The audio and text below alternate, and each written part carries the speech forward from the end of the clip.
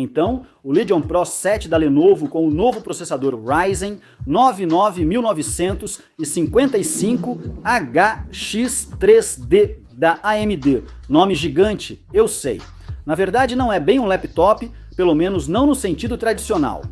Primeira coisa que fiz foi abrir o Homem-Aranha, colocar tudo no máximo, ativar Ray Tracing e sair balançando por Nova York. E o contador de FPS só subindo. 150, 180, 200. E eu pensei, isso aqui tá bugado? GPU de notebook simplesmente não faz isso. Fechei o jogo, revisei as configs para garantir que não estava rodando em 720p ou algo assim. Mas não. Tudo no máximo, 230 quadros por segundo. Rodei mais umas 3 vezes, só para ter certeza que eu não estava maluco. E aí começa a parte interessante. E deixaria eu ser direto logo no início, porque isso muda completamente a forma como você deve olhar para essa máquina. Ela pesa quase 3 quilos. E a fonte de 400 watts, 400, é absurda. A maioria dos notebooks gamers usa 180 ou 230 watts. A fonte desse bicho tem literalmente o tamanho de um tijolo, dá até para usar como arma se jogar em alguém. E no momento que você tira da tomada, o desempenho não cai um pouquinho. Aparece um alerta enorme, dizendo que a taxa de quadros vai de 240 para 60. Sim, ele tem bateria, tecnicamente. Mas esse laptop não foi feito para duração de bateria. A Lenovo fez ele assim de propósito. Isso aqui não é um laptop, é um PC de mesa com tela dobrável para transporte. Demorei para cair a ficha, mas esquece a ideia de notebook. Pensa em desktop. É com isso que ele compete. E quando você entende isso, tudo começa a fazer sentido. Ele vem com o novo Ryzen 99955HX3D da AMD. E sim, essa parte 3D faz diferença. A AMD basicamente empilhou memória ultra rápida em cima do processador. É como ter o arquivo que você mais usa em cima da mesa, em vez de guardar numa gaveta do outro lado da sala. Os jogos acessam tudo mais rápido, e isso dá um ganho enorme, principalmente em jogos de mundo aberto, onde o CPU carrega coisas o tempo todo. É um chip de 16 núcleos capaz de rodar tudo ao mesmo tempo. Esse é o tipo de processador que você colocaria num PC gamer desktop de alto nível. 32 GB de RAM e uma RTX 5080 da Nvidia. Essa placa de vídeo empurra cargas visuais pesadas com muita força, como se fosse um desktop. E ver 1 TB de armazenamento aqui é coisa que a gente costuma associar mais a PC de mesa. Parece até a ficha técnica de um desktop mesmo. Quero fazer uma transição e falar do sistema de resfriamento, porque isso vai ser importante daqui a pouco no vídeo. A Lenovo chama isso de Legion Cold Front. Vapor com câmara hiperintegrada, nomes que soam meio marketing, meio filme de alienígena. Na prática, isso significa 3 ventoinhas enormes, mais uma câmara metálica plana, cheia de líquido que evapora e remove calor do processador de forma super eficiente. E todo o sistema foi projetado para aguentar. Esse é o tema aqui. Mais potência do que a maioria dos notebooks gamer sequer tenta entregar. Lembra dos números do Homem-Aranha no começo? Deixa eu te explicar o que aconteceu quando fui testar isso mais a fundo, porque no início foi estranho. Primeiro, fui jogar Cyberpunk e continuei meu save em Night City. 172 frames por segundo. Night City parece outro jogo assim. Todos aqueles neons refletindo no asfalto molhado, a luz do Ray Tracing pulando entre os prédios, chuva, multidões densas, tudo lindo.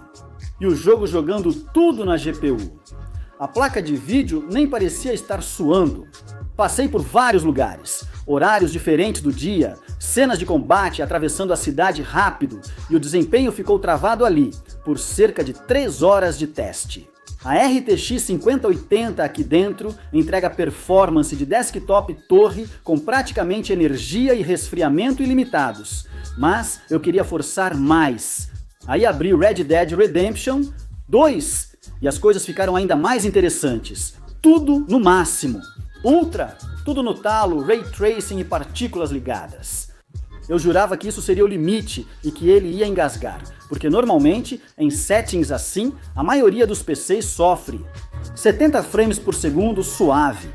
Eu sei, 70 parece bem menos que 172, mas você precisa entender o que o Red Dead 2 exige no Ultra.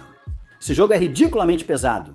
Com 70 frames por segundo nessas configurações, dá para jogar por horas sem travar ou dar stutter. Desempenho consistente. Aí bateu a curiosidade. Baixei tudo para o mínimo só para ver o teto e bateu 112 frames por segundo. Esse notebook tem tanta força que roda até Red Dead 2 com folga. E esse jogo ainda é pesado até hoje. Mas teve um jogo que eu simplesmente não consegui rodar no máximo, Battlefield 6. E esse eu tenho que testar por causa do trabalho. Esse é o game que muita gente estava esperando. É realmente um monstro. Então nas configurações absurdas, tudo no máximo. Eu consegui 57 frames por segundo, o que sinceramente, para o que Battlefield 6 exige da GPU, é muito bom. Mas 57 frames por segundo em um shooter competitivo não é o ideal, né? Baixei para o preset alto, ativei o booster de FPS e fiquei com média de 101 frames por segundo. Aí ficou super jogável, bem fluido mesmo. Mas no caso do Battlefield, isso tem menos a ver com o notebook e mais com o tamanho da tela. Esse jogo sempre foi sobre escala, aquela vibe cinematográfica com 64 jogadores e explosões por toda parte. A escala dos mapas é absurda. Jogar isso numa tela de 16 polegadas, mesmo sendo OLED, não chega perto de usar um monitor grande ou uma TV. O laptop aguenta, mas para aproveitar tudo mesmo, você vai querer um monitor externo. No máximo, o jogo fica ridiculamente bonito, mas em tela cheia no notebook, você perde alguns frames. E em jogo competitivo, isso faz diferença, então tenha isso em mente. Agora, Homem-Aranha, foi aí que eu pensei que o contador de FPS estava bugado. O jogo foi feito para PlayStation 4, otimizado para console antigo. Mesmo assim, aqui com tudo no máximo e o Ray Tracing ligado, balançando por Manhattan a toda velocidade, 230 frames por segundo. Eu já testei esse jogo em muito hardware, ele é meu benchmark. E nunca vi números assim. Cada movimento registra na hora.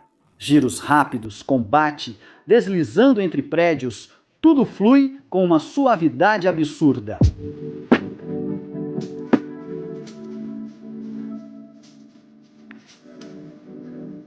A AMD tem aquela tecnologia, o Fidelity FX Super Resolution 3. Basicamente, ele usa IA para gerar quadros extras entre os quadros reais, deixando tudo ainda mais suave. Então, para ser justo, nem todos aqueles 230 quadros são reais no sentido tradicional. Mas o resultado final, visual e sensação simplesmente insanos. Mesmo com essa ajuda, esses números são fora da curva. Esse laptop deixa o console para o qual o jogo foi feito no chinelo, com uma vantagem enorme. E é isso que me chama a atenção. Eu não tenho um setup gamer dedicado em casa. Não tenho um quarto extra com uma mesa, torre e 2 monitores. Eu faço praticamente tudo na mesa de jantar.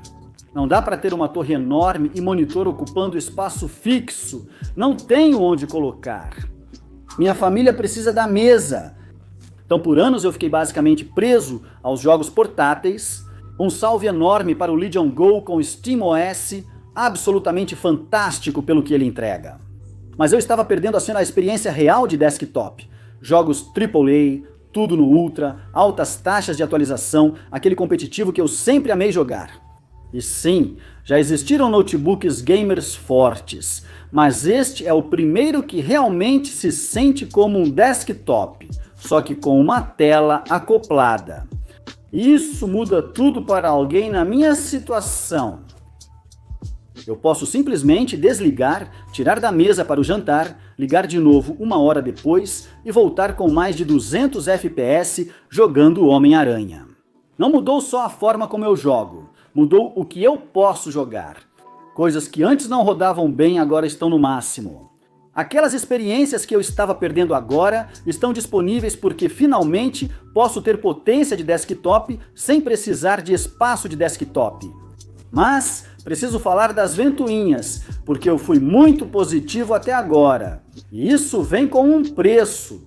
Rodar 275 watts num laptop com uma fonte de 400 watts gera calor. e esse calor precisa ir embora. No modo silencioso, dá para controlar as ventoinhas, e você ouve, mas não chega a incomodar.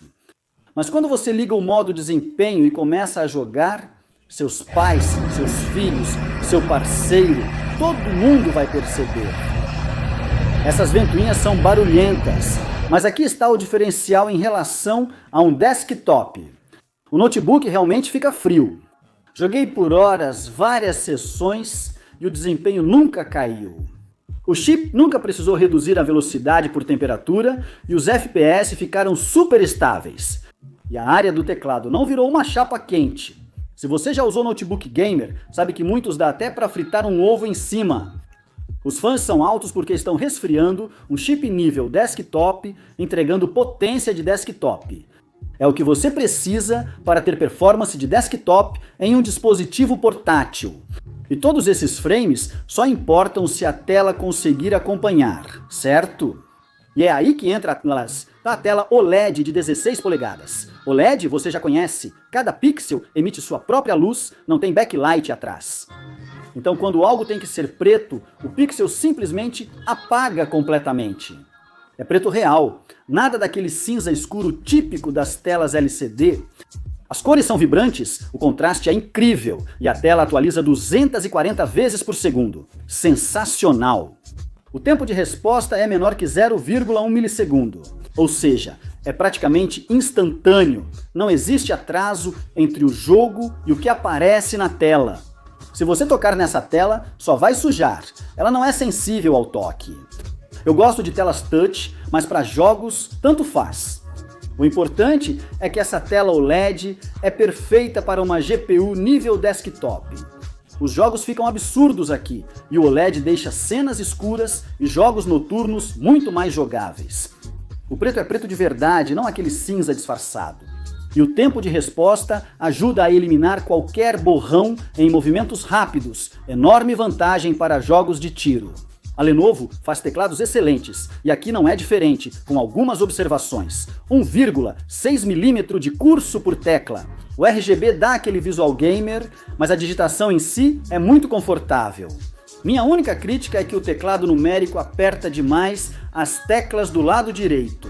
Passei o primeiro dia apertando tecla errada, e para jogos competitivos isso não é ideal. Eu ainda prefiro laptops sem teclado numérico. A Lenovo adora colocar, então já fica avisado.